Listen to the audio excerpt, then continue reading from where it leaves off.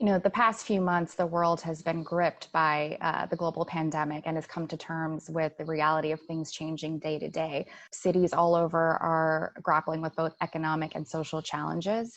In this time of instability and uncertainty, leadership takes on really increased significance. So I would be curious to know how you two, as young leaders in your communities, are learning to adapt, mobilize, and pivot in response. And feel free to share some of the key learnings that you've faced along the way. Yeah, I think, this has been a crazy time in the world for everyone in every single country. There's a health crisis that's affecting all bodies, Black, brown, white.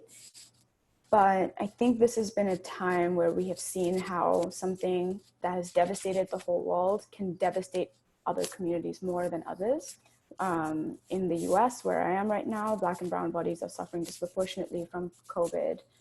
Women all over the world are encountering higher domestic abuse rates because of having to be home now. We've seen all across the world all these Black Lives Matter protests happening because of police brutality.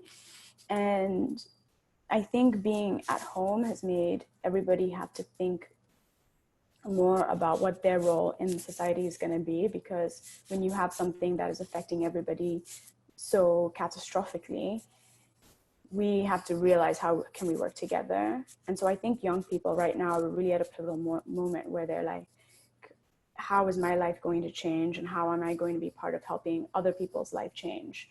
So whether you have a venture or not, or whether you're thinking about yourself or your family or your community as a whole or your country, you're really going to have to be thinking about activism and your voice and the parts of us that have not been lost during this pandemic, to see how we can strengthen our communities.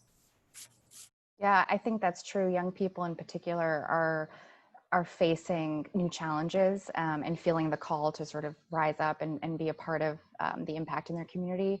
And the coronavirus pandemic has really shown a light on issues that marginalized communities were already facing. And now that gap has widened and those issues have become even more apparent. And it's forcing everyone to face them and to learn how to overcome some of those challenges head on.